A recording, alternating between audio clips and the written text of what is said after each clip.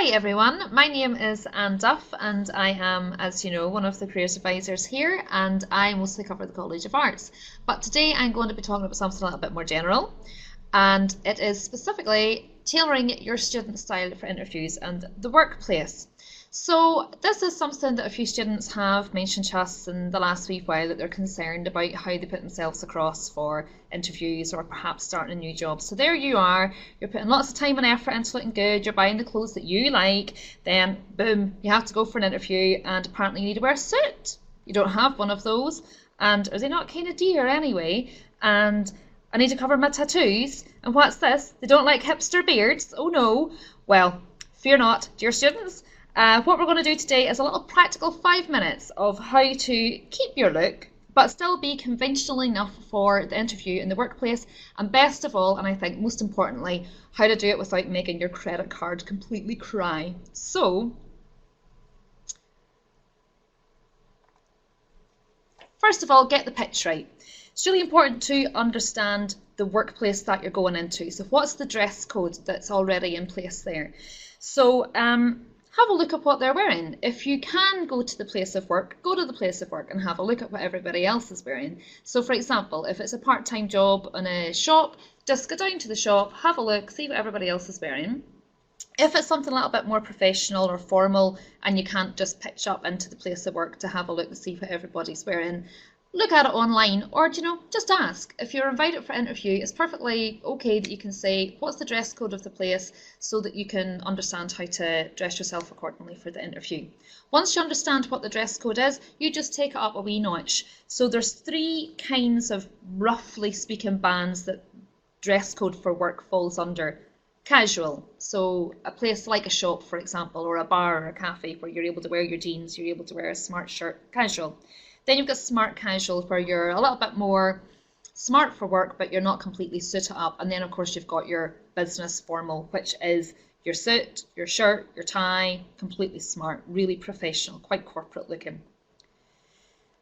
Think about what you already own. So as I've said, the point of this is to be practical. The point of this is to get you to think about how you can present yourself for interviews without breaking the bank, because you are students and you've not got a lot of money to go and spend on a work wardrobe. So think about what you already own. Go through your wardrobe, your mum, your dad, your sisters. They'll hate you, but do it anyway.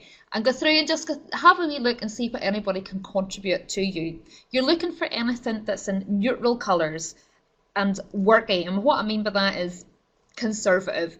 So anything that's got, for girls, we're thinking about things with long sleeves, long hemlines, high necklines, nothing too tight.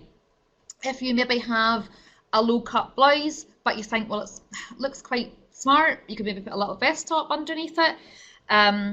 You could maybe have a sleeveless blouse and wear a jacket over the top of it. Be careful of high heels, girls. Don't wear anything that are too night out-ish or you can't walk in. For lads, a shirt, anything that's just nice and smart. A tie only if you're going for something quite corporate. You don't need to necessarily wear a tie. You can look perfectly fine, smart, without just a nice shirt without a tie on it. You're probably able to get away with any plain, solidly coloured trousers apart from blue jeans. If you have shoes, lads, wear them as opposed to trainers. Unless it's a more formal interview, you could probably get away with smart casual trainers. But if you're wearing a suit, always wear shoes with a suit. So there you go. Today you've got a starting point. So what you want to look at then is, once you've pulled everything together, have a wee think about what's missing. What do you really need to buy? So don't go rushing out to the shops to buy a full work outfit. You might only need to buy a jacket. You might only need to buy a pair of shoes. So think about what you've got and what you can scrounge up off people before you go hit the shops. Okay, now a biggie for students is covering up tattoos, or if you've got a really sort of unconventional look, what do you do about that? So a couple of people there that can go from looking really straight, really cool, really casual to looking really quite professional. So the point is that it can be done. You can really tone down your look to fit perfectly well into a conventional work environment. So making the unconventional conventional. So if you are worried about your look and you think, I've got all these tattoos or I've got piercings, unconventional hair, lads, on your head or your face. If you need to use product to keep your hipster beard in place, you might want to rethink it for going into the professional work environment. Always err on the side of caution. Now, there's nothing wrong with tattoos, there's nothing wrong with having that kind of look, but you need to think about where you're going. You need to think about the workplace that you're going into. Remember when we said earlier about pitching yourself, understanding what the dress code is of the place that you're going. Look at what everybody else is doing. If you can, you should cover up and tone down until you can suss out what the company culture is. Once you're in the place, you can sort of see, well, what does everybody else do? Do they get their tattoos out on a Friday? So I might do the same thing. So you want to see what's acceptable in the particular workplace that you're going to. When I was researching this little talk, I found this article on the Forbes website. Just Google it. Tattoos no longer a kiss of death in the workplace. And I thought that gave a really nice balanced opinion of how you can approach this issue. So now and only now, once you've pulled some of the stuff together, you've looked at your look and you've thought, how can I tone it down a little bit? Now and only now should you hit the shops. So only buy what you need to bulk out your outfits. Many shops have personal shoppers, for example, Topshop or One. You can bring your existing pieces with you and they will help you put the outfit together. They will also talk to you about the workplace that you're going into, and if you do have an unconventional look like your hair, your tattoos, piercing, they can also have a wee chat with you about what pieces you can buy that would cover that up.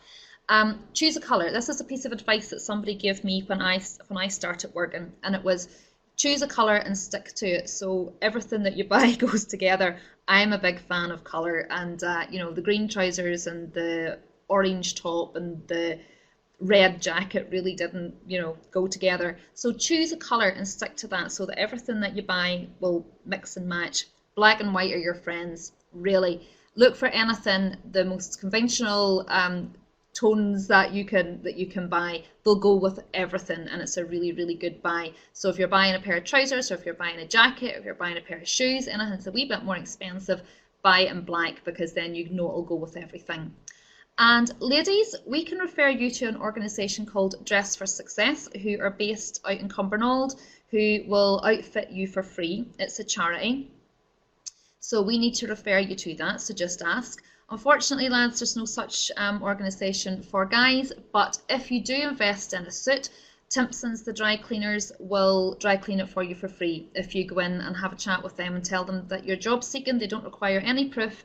Just go in, and it's on a trust basis. If you go in and tell them that you're applying for work and you've got a suit, and they'll keep that nice and clean for you. And you know, I am a big fan of the unconventional. I think it's great that, you know, mainstream, these unconventional looks have become much more mainstream. I think it's a great thing, but you know, you do have to realise as well that, you know, there are social conventions to take into consideration when you start to go into the world of work. So you don't need to be boring to be conventional, just a little bit sensible. So as always, good luck. If you are going for an interview, you know that here we do a mock interview, and if you want to come for a mock interview and wear your outfit, we can have a wee look and make sure that you're comfortable in it, can give you a second opinion on it. So best of luck with everything that you're doing going forward, and goodbye.